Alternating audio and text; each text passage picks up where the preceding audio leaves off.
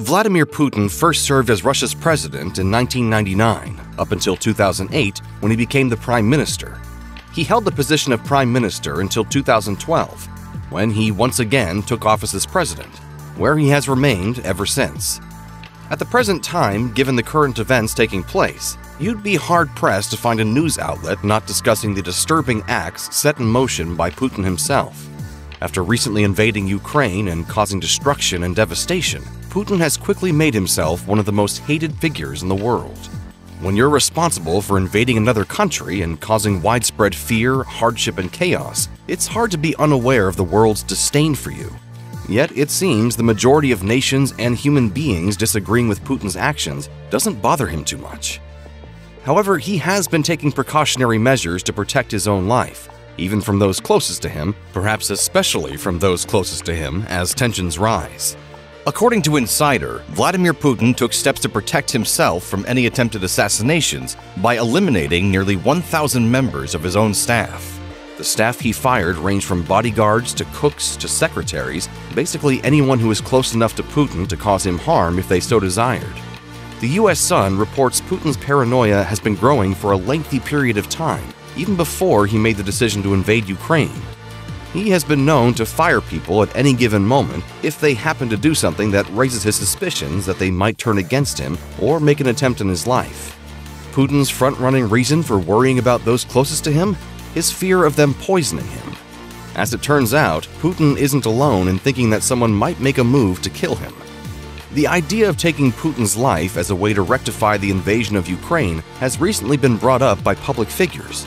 According to Insider, Senator Lindsey Graham of South Carolina received backlash from other Republicans when he sent a tweet calling for someone in Russia to, quote, take this guy out. He ended his tweet claiming that an assassination of Putin would be doing your country and the world a great service.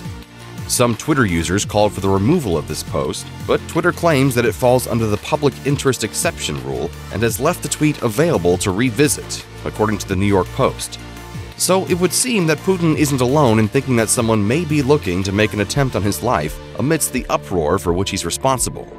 Death by poison might not be the first thing everyone thinks of if they ponder a person being assassinated, but poison has a very prominent position throughout Russia's history. The KGB made poison a top priority while providing security for the Soviet Union. According to ABC News, the KGB developed a poison lab early on that security agents referred to as Camera, or the chamber. This lab created different poisons and found various ways to perfect administering them to those they were intended to harm. While under the rule of Joseph Stalin, the poison was tested on prisoners. Historian and former military intelligence officer Boris Volodarsky published the book The KGB's Poison Factory, From Lenin to Litvinenko, elaborating the details on the secret poison lab and how the assassination program was created and run for decades. Death by poison is so prominent throughout Russia's history that according to ABC News, a notable person being assassinated by way of poison usually indicates Russia's involvement. Possibly the most significant reason for Putin's fears regarding being assassinated by way of poison is that Putin himself has been pointed out as being behind his fair share of poisonings. Since the early years of Putin's presidency in Russia, protesters and activists who oppose him or don't appear to fit within his goals and opinions run the risk of being killed.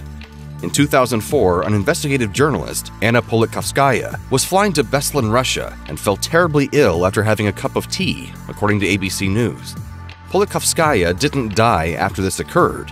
However, she was shot and killed 2 years later on October 7th, Vladimir Putin's birthday.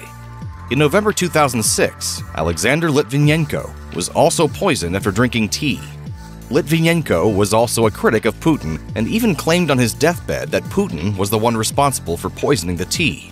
Eventually, the European Court of Human Rights found that it was the Kremlin who were responsible for the assassination of Litvinenko by means of radiation poisoning, according to NPR. Most recently, on August 20th, 2020, activist Alexei Navalny became sick while visiting Siberia. He eventually was placed in a coma and medevaced to Germany, where it was discovered that he had been poisoned by Novichok, a Soviet-era nerve agent. The near-death experience from his attempted assassination is something that Navalny openly blames on Putin. According to Reuters, Navalny has since been jailed and released for his activism, and Russia denies any claims of attempted poisoning. However, Navalny still holds firm to his belief that Putin was responsible for the attempt on his life and persists in his criticism of the Kremlin. Since the invasion of Ukraine, Navalny has been outspoken and calls for continuous anti-war protests. He has long assisted the gathering of those that stand against Putin and his actions and remains firm in his actions and beliefs. Alexei said, "Let's at least not become a nation of frightened, silent people, of cowards who pretend not to notice the aggressive war against Ukraine unleashed by our obviously insane czar." With activists survivors of assassination attempts and Russia's lengthy history of death by poison, Vladimir Putin has just about every reason to worry that someone close to him might have the idea as a passing thought, or worse. Check out one of our newest videos right here. Plus, even more grunge videos about your favorite stuff are coming soon. Subscribe to our YouTube channel and hit the bell so you don't miss a single one.